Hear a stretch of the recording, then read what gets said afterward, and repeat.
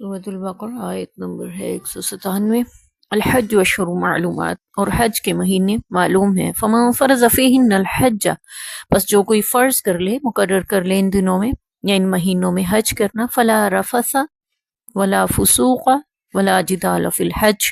تو وہ نہ تو رغبت کرے، نہ گناہ یعنی فسق کے کام کرے، اور نہ جھگڑا کرے حج کے دوران۔ وما تفعلوا من خیر یعلمہ اللہ، اور جو کچھ تم نیک کام کرو گے اللہ کو معلوم ہو جائے گا۔ وتزودوا فإن خیر الزاد التقوی، اور زاد راہ لے لیا کرو، اور بہترین زاد راہ تقوی ہے۔ واتقون یا اولی الالباب، اور پرہیزگاری اسی عقل والو، مجھ سے ڈرتے رہو، پرہیزگاری اختیار کرو، متقی بنو، مجھ سے ڈرو اے عقل والو۔ اس آیت مبارکہ کے پہلے حصے میں اللہ تبارک و تعالیٰ نے ارشاد فرمایا حج کے مہینے معلوم ہیں۔ حج کے مہینے کا لفظ کیوں استعمال ہوا، جبکہ حج کا مہینہ تو ذوالحجہ ہی کو ہم مانا جاتا ہے ہمارے ہاں، اور اسی میں حج کے فریضہ ادا کیا جاتا ہے کہ 7ویں ذی الحجہ سے 12ویں تک اس کے فرائض جو ہیں وہ ادا کیے جاتے ہیں، ارکان حج جو ہیں وہ ادا کیے جاتے ہیں۔ دراصل شوال، ذی القعدہ اور ذی الحج، یہ 3 مہینے معروف ہیں حج کے لیے کہ آپ ان مہینوں میں بھی احرام باندھ سکتے ہیں حج کی نیت سے، اور اپنے منزل سے کعبۃ اللہ کے سفر کو روانہ ہو سکتے ہیں۔ اپنے گھر سے احرام باندھا، آپ کا سفر چونکہ پیدل کے ہوتے تھے راستے، تو مہینے، 2 مہینے، 2.5 مہینے بھی لگ جاتے تھے، تو اس لیے شوال کے مہینے میں بھی احرام باندھا جا سکتا ہے، ذی القعدہ میں بھی اور ذی الحجہ میں بھی۔ ذی الحجہ میں تو ظاہری سی بات ہے حج کے ارکان ہمیں ادا کرنے ہیں، اور حج ادا ہی ذی الحجہ میں ہوتا ہے، لیکن شوال، ذی القعدہ، ذی الحج، یہ تینوں مہینے حج کے مہینے کہلاتے ہیں کہ ان میں بھی حج کی نیت سے احرام باندھا جا سکتا ہے۔ فمن فرض فیہن الحج فلا رفث ولا فسوق ولا جدال فی الحج، اب جس نے فرض کر لیا اپنے اوپر حج کرنا یعنی احرام باندھ لیا، تو پھر اس کے لیے لازم ہے کہ وہ رفث، فسوق اور جدال کے کام نہ کرے۔ رفث میں بے حجاب ہونا، اپنی خواتین یعنی بیویوں سے، اور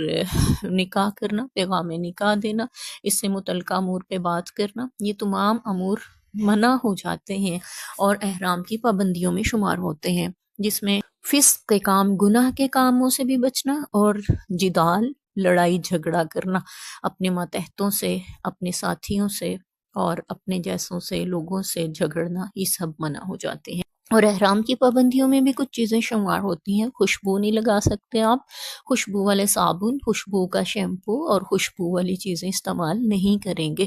آپ کو بغیر خوشبو کے شیمپو اور صابن بھی مل جاتے ہیں جہاں سے آپ احرام خریدیں، اگر ان سے رابطہ کریں وہ آپ کی رہنمائی بھی کر دیتے ہیں اس معاملے میں۔ نیز یہ بھی کہا جاتا ہے کہ احرام کی حالت میں حجر اسود کو نہ چھوا جائے، اس کا بوسہ نہ لیا جائے، رکن یمانی اور مقامی ملتزم کے قریب نہ جایا جائے، کیونکہ انہیں بھی خوشبو لگی ہوتی ہے، جبکہ ہماری نیت خوشبو لگانا نہیں ہوتی بلکہ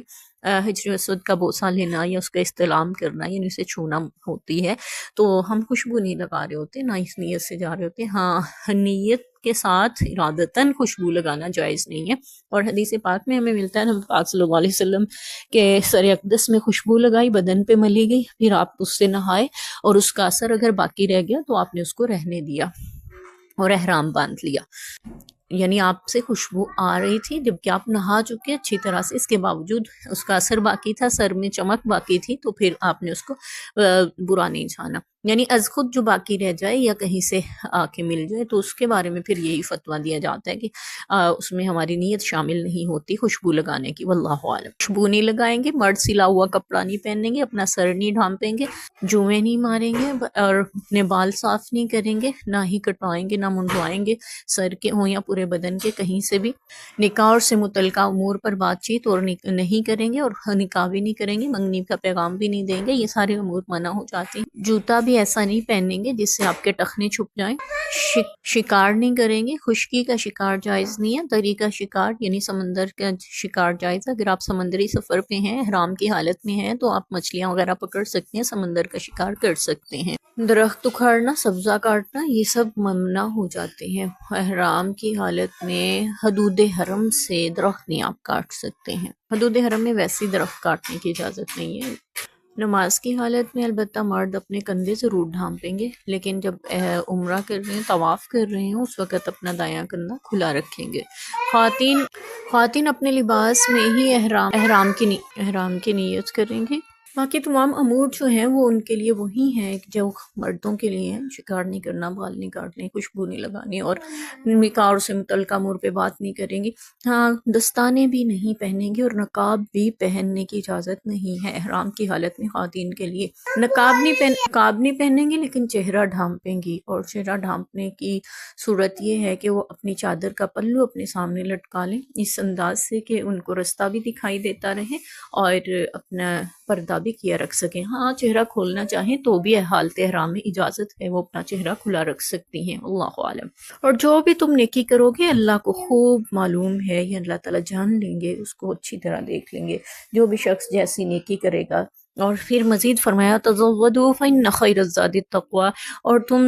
زاد راہ لے لیا کرو اور بہترین زاد راہ تقوی ہے۔ اس کے بارے میں بیان ہوا ہے کہ تفسیر میں یہ بات آتی ہے کہ یمن کے لوگ حج کی نیت سے آتے اور وہ زاد راہ نہیں لیتے تھے، یعنی سامان سفر نہیں لے کے جاتے تھے، کھانے پینے کا ضروریاتی اشیاء، اور پھر لوگوں سے بھیک مانگنے لگتے تھے یا سوال دراز کرتے تھے، بسا اوقات خیانت یا چوری کے بھی مرتکب ہوتے تھے اپنی ضرورت کو پوری کرنے کے لیے۔ اللہ تعالیٰ نے فرمایا کہ یہ تمہیں چاہیے کہ تقوی زادرہ لے کے جایا کرو، اور بہترین زادرہ تقوی ہے، یعنی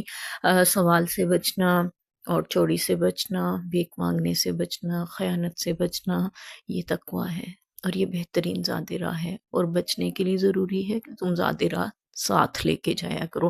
سامان ضرورت تمہارے ساتھ ہوگا تو تم ان سارے گناہوں سے بچو گے۔ تو اس لیے اللہ تعالیٰ نے اس کو تقوی قرار دیا، تقوی کی نسبت کہ انسان ایسے امور، ایسے اعمال اختیار کرے جن سے وہ تقوی پہ قائم رہ سکے، بجائے اس کے کہ وہ ان امور کو ترک کر کے تقوی کے منافی اعمال کرنے چل پڑے۔ زادرہ لے کر جانا یہ تقوی کا حصہ ہے، تاکہ انسان دستے سوال دراز کرنے سے بچے،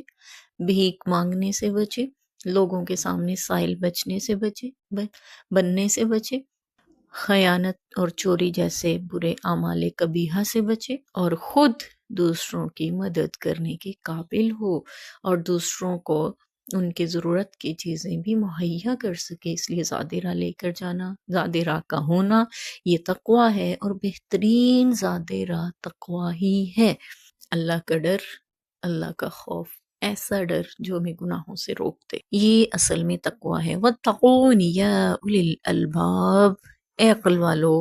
اے صاحب عقل لوگو، مجھ سے ڈرو۔ اب جو اللہ سے ڈرتا ہے نا وہ متقی ہے، وہ عقل مند ہے، اور جو اللہ سے نہیں ڈرتا وہ جتنا مرضی ڈگریوں والا ہے، وہ عقل مند نہیں ہے۔ اللہ کے ہاں عقل کا معیار کیا ہے؟ اللہ کا ڈر۔ اور حدیث پاک کا مفہوم ہے راس الحکمت مخافت اللہ،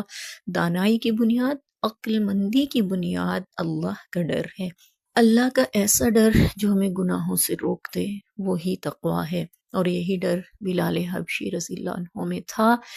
جس کی وجہ سے وہ شرک سے، بت پرستی سے اور باطل عقائد سے تائب ہوئے، اور رب کی توحید پر، رسالت پر، آخرت پر، فرشتوں کی آمد اور اس دین اسلام پر ایمان لائے اور اللہ کے ہاں عقل مند کہلائے۔ اس کے برعکس ابو جہل اگرچہ ایک خاص مقام رکھتا تھا مکہ میں، ابو الحکم کا لقب اسے حاصل تھا، فیصلہ کرنے والوں کا باپ، لیکن اسلام کو نہ مانا، پیغمبر خدا صلی اللہ علیہ وسلم کی رسالت کا منکر ٹھہرا، اللہ کی توحید پہ ایمان نہ لایا، تو وہ عقل مند نہ رہا بلکہ ابو جہل جاہلوں کا باپ ہو گیا، جانتے بوجھتے نہ مانا تو وہ جاہل ٹھہرا۔ عقل دی ہے رب نے تو تقوی بھی اختیار کریں، اس کے ساتھ اس معیار کو سمجھیں۔ اللہ تعالیٰ ہمیں عقل مند بنائے اپنی نظر میں، آمین۔